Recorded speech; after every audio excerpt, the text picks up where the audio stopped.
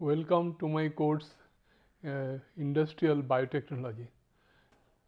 In the last class I discussed the air sterilization, and I told you that biochemical industry that the sterility is a very important factor, because we shall have to allow the growth of a desired organism in the reactor. So we should not allow any foreign organism to enter into the process, and for that we find two important the source of contamination. One is air, because most of the fermentation is carried out under aerobic conditions, and media that is required for the growth of the microorganism. So in the last class I tried to share that air sterilization, and main objective was to remove the contaminants that present in the air. Now when we design any kind of air sterilization process, we always assume that a basis is that out of how much of contaminants, how much organism you are going to remove. As for example, whether you are removing 1 in 1000, 1 in 10,000, 1 in 100,000, like this. So you have to, the more your process is stringent, your sterility is requirement is more, you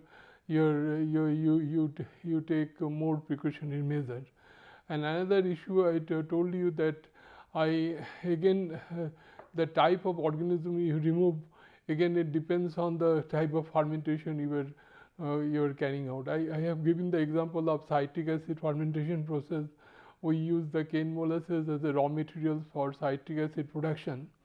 Now cane molasses also a very good raw materials for yeast fermentation process. Now if you look at the doubling time of yeast is much less as compared to doubling time of that Aspergillus niger, which produces citric acid. So naturally contamination of yeast is much more concerned as per the citric acid fermentation. So and usually the air filter we use the physical separation technique. We use some kind of depth filter to remove the contaminants. Now it has been chosen that a glass wool fiber is considered the best for the removal of the contaminants present in the air. The reason is that here drag coefficient is quite low, and not only that, you can regenerate the glass wool fiber again and again, because when after some time when you use glass wool fiber as a filter, after some time your filter bed will be totally saturated with the contaminants. So in that case what you have to do, you have to remove the contaminants.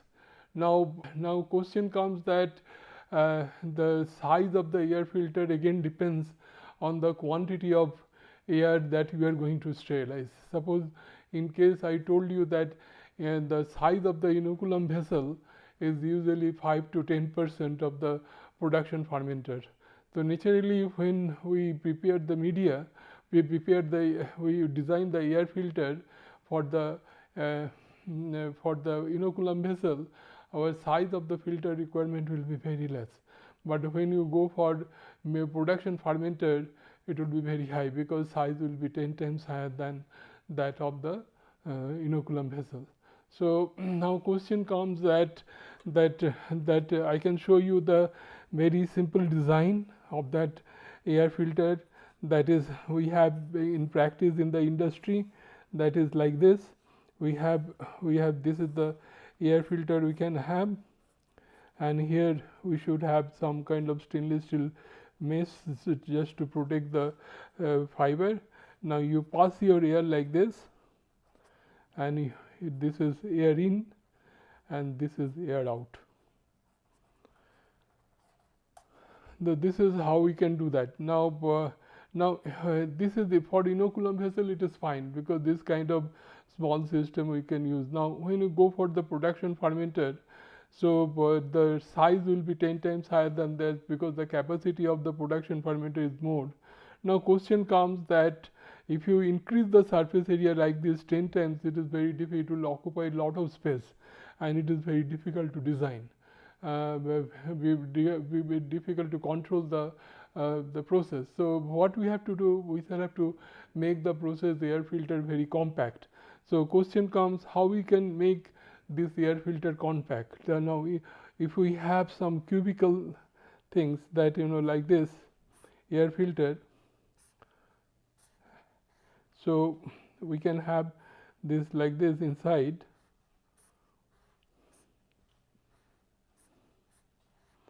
So if you pass air inside and air can comes out like this in different direction, you can from the annular space you can keep hold the assembly inside the filter and you can increase the surface area. So so like this you can take you can take the air out from here. The annular space we can make the system very compact in case you require the higher surface area. So this I forgot to mention in the last class. Now today I want to discuss about the medium sterilization, and in medium sterilization the purpose is same, that we shall have to remove the contaminants that present in the water, in the media, and this is the destruction or removal of viable organism with an object or from a particular environment. Now various method of air sterilization is there. One is the heat is the best media for media sterilization, because when we talk about media is the liquid media and heat is transferred by three different mechanisms. One is conduction, and this is convection and radiation. So this is all three processes will be very active in case of medium sterilization, but we have two methods. We have dry heat, we have moist heat. We have seen moist heat is much effective as compared to dry heat. I shall show you later. Then radiation method, then filtration method. Chemical methods we use for like alcohol, oxidizing agent, salt, surface active agent, and this is a chemical method is rarely used for medium sterilization. Mostly we use either heat or the filtration method. Now again, when we use the filtration method, I told you that heat, as you know, heat your media comprises of lot of nutritional component like vitamins and amino acids. So these vitamins and amino acids, they are very sensitive to temperature. So as you increase the temperature, the quality of this media will be lost. So in some fermentation process we required we shall have to maintain the quality of the that media. So in that case we shall have to the vitamin and other things we can filter through the filter paper just to sterilization purpose. And as I told you, when you filter, we use a membrane, and membrane has some pore size. And if you suppose I want to remove bacteria, the smallest and size of bacteria varies from 0.5 to 2 microns. So 2 microns. So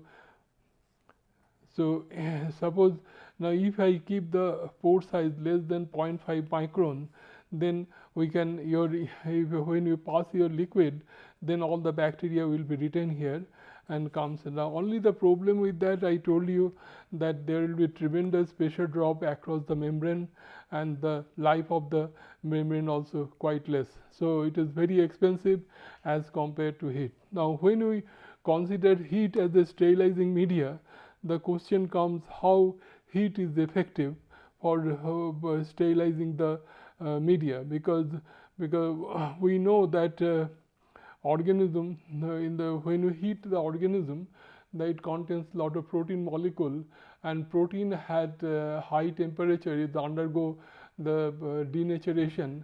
As the denaturation of the enzymes take place inside the organism, that the biochemical activity of the organism will be stopped and your organism will be killed.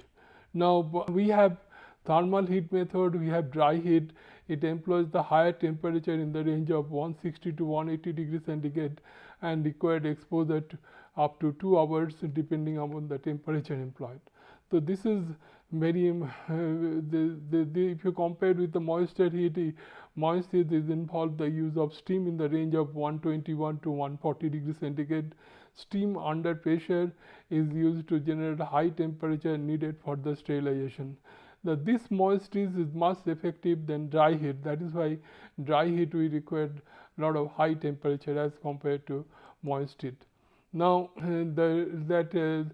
sterilization by radiation can be achieved by the electromagnetic radiation such as the electron beam, X-ray, gamma rays or irradiation of subatomic particles. Electromagnetic or particulate radiation can be energetic enough to ionize the atom or molecule or less energetic.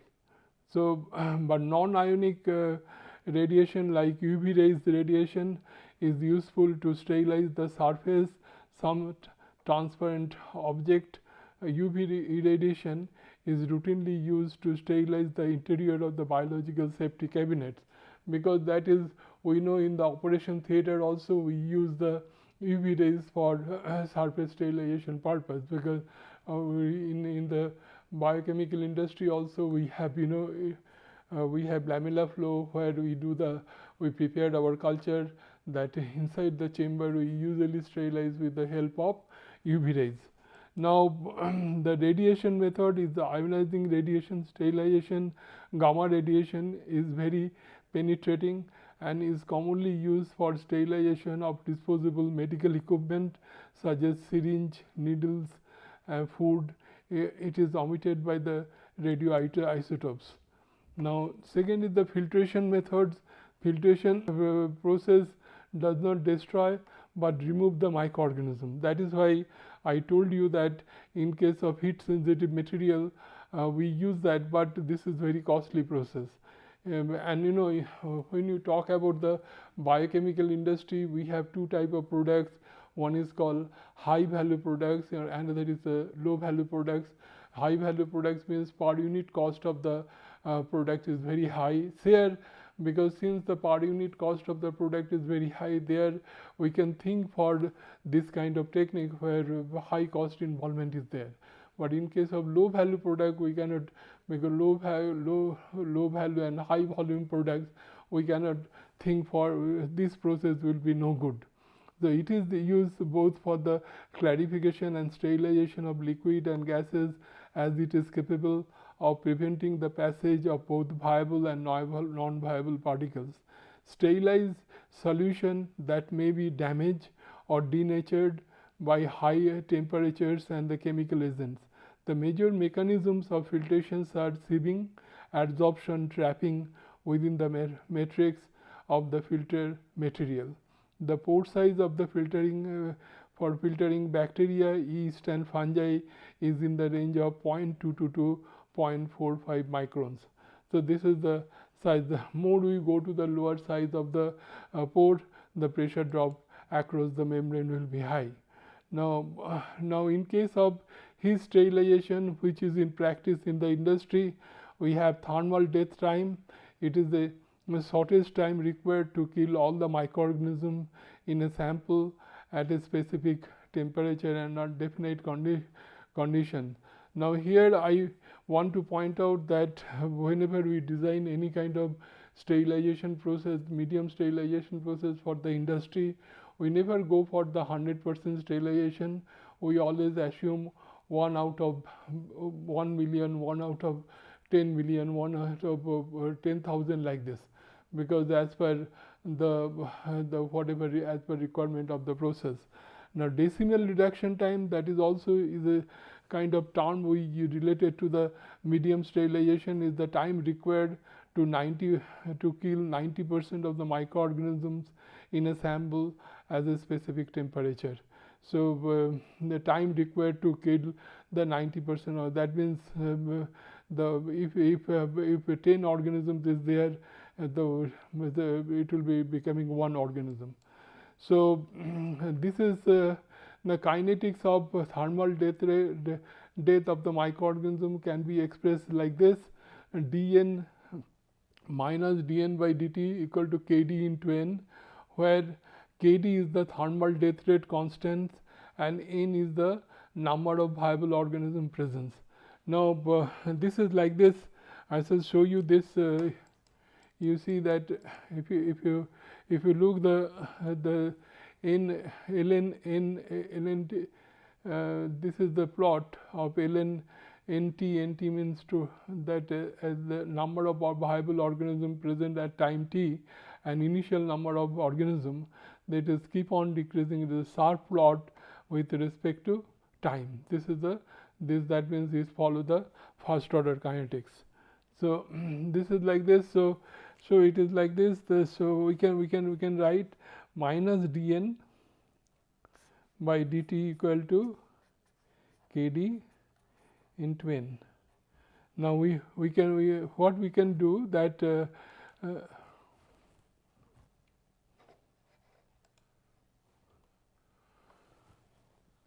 so we can write minus dn by n equal to kd into dt.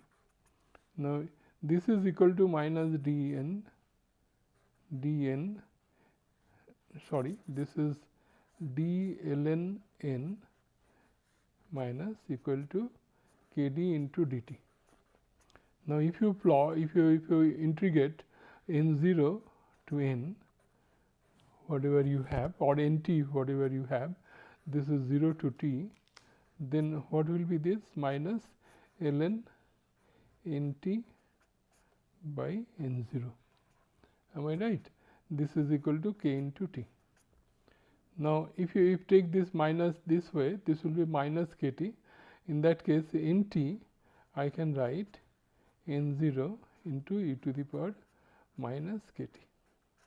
So the number of organisms present at any time t we can easily, and this is k is nothing but kd. So this is the kd. Kd is the thermal death rate constant. The unit of this, since it is follow the first order kinetics, so it is the unit is time inverse. This kd unit is time inverse. Now this kd we can determine experimentally, because there is some technique, because you have to take in small capillary.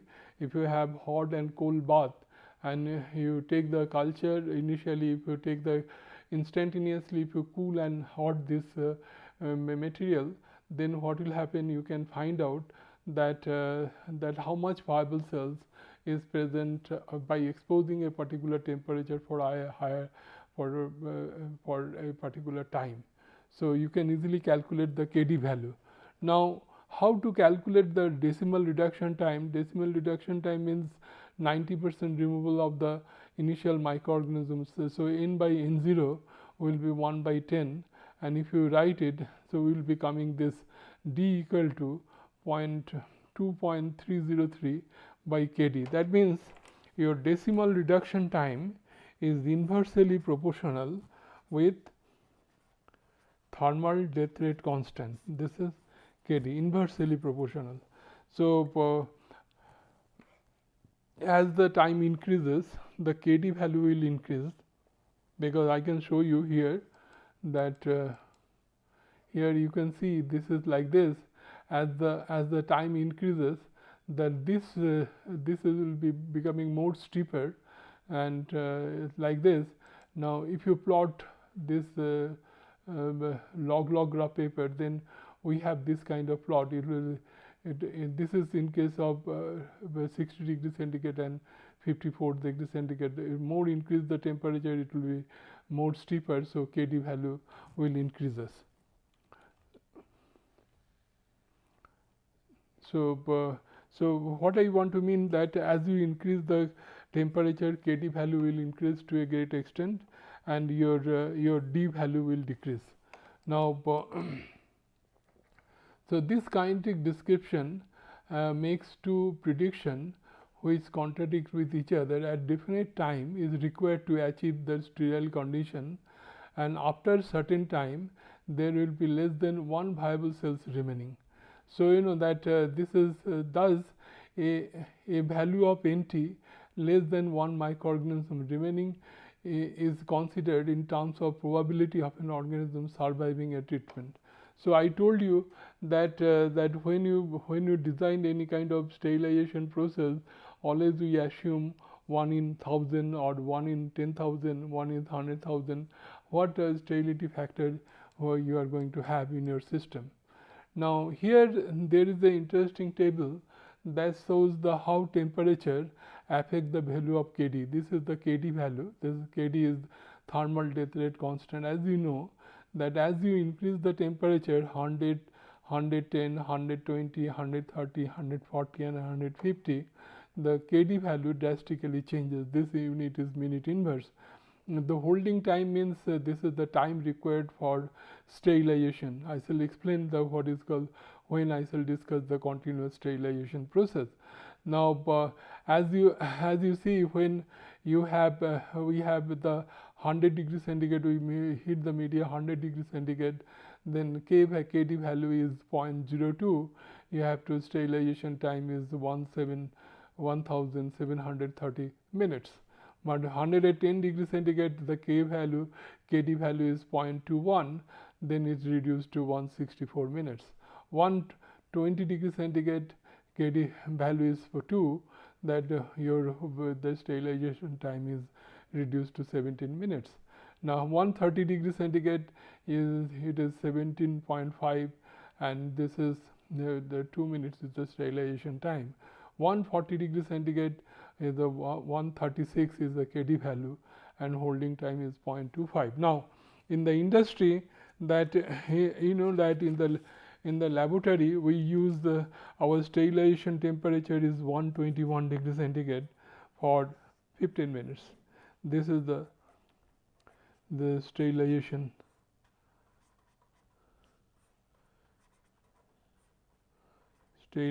temperature and time. This is the time requirement is this. So, now in the industry that we use actually 140 degrees centigrade, because now and usually that you see that your sterilization time is reduced to 0.25 minutes. The holding time is 0.25 minutes. Now question comes, why we go for this high temperature sterilization. So in the industry we usually follow the techniques what you call high temperature short time techniques. Now why we follow the high temperature short time techniques? The reason is that if you look at the EA value means activation energy value of the microorganisms are 250 to 290 kilojoules per mole, and the activation energy for vitamins and amino acid is typically 84 to 92 kilojoules per mole. That means if you heat the media at a low temperature, it is more effective for destroy the vitamins and amino acids. That is why you know that in the household purpose, when we purchase some kind of medicinal tonic, it is always prescribed that you should keep it at low temperature, so that those tonic mostly comprises of some vitamins and amino acids, and they are very sensitive to temperature. So even at low temperature, the denaturation may take place. But but if you look at the higher temperature, that you have EA value is we can have higher that activation energy requirement high. So this means the small increase in temperature has a relatively greater effect on cell death than the nutritional destruction. This fact becomes the basis for the use of high temperature short time techniques in the industry. This is why that industry we follow the high temperature short time technique for the sterilization of the media. Now we have two type of sterilization in the industry, that is we have batch sterilization.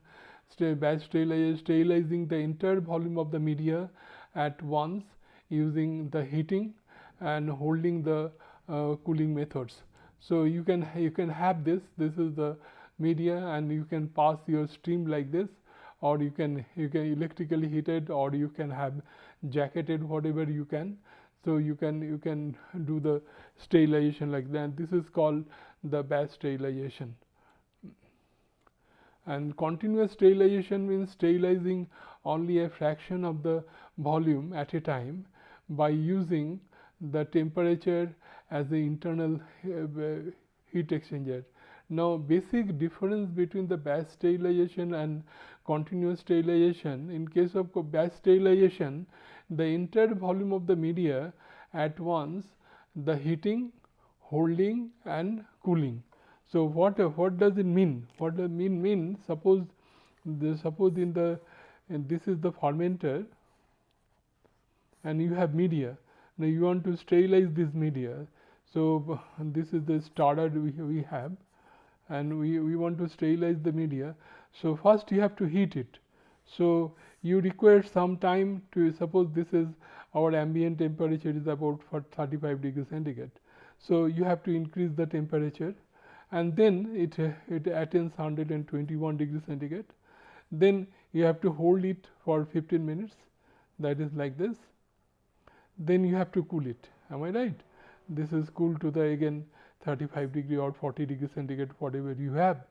So this is called heating. Then this is holding. You are holding the temperature, and this is called cooling. Now we have seen that different organism has different depends the death of the organism depends on the temperature. We have seen just now that as you increase the temperature, Kd value changes drastically. So we know that means at different temperature you have different Kd value. So there will be death of the organism during heating. There is the death of the organism during holding the temperature. There is the death of organism during the cooling. So you know that the total sterility is a combination of all the three things, both heating, holding and cooling. That is the total effect we have. That is why if you look at that the basic difference between the continuous sterilization and the batch sterilization. In the continuous, medium sterilization is based on the concept of high temperature short time. This takes the advantage of the fact that an increase in temperature has a relatively greater effect on the thermal destruction of the cells than on nutrients. The steam consumption of continuous sterilization is perhaps 20 to 25% of the requirement for a batch cycle. So this is a very crucial factor, because whatever steam we required for sterilizing the media in a batch system, that is very high as compared to that of continuous sterilization process. The total time required to sterilize the temperature in case of continuous sterilization is 2 to 3 hours compared to 5 to 6 hours in case of batch sterilization process. So time requirement, time is a very crucial factor, as you know, in the industry. So this is very effective, that the continuous sterilization process is very effective. One point I forgot to mention, that when I showed you the effect of temperature on the killing of microorganism, even if you increase the temperature from 140 to 150 degrees centigrade, your sterilization time again further reduce. Now question may be asked, why you are not going for very high temperature? Now you might be aware, in the industry we increase the temperature by increasing the steam pressure. Now if you have very high temperature, the equipment design is a problem, because some kind of stringent we have with respect to equipment design. That is why we in the industry, if we feel 140 degrees centigrade is most suitable for the sterilization of the media. So I want to stop here now, and next class I am going to discuss about the continuous sterilization process. Thank you.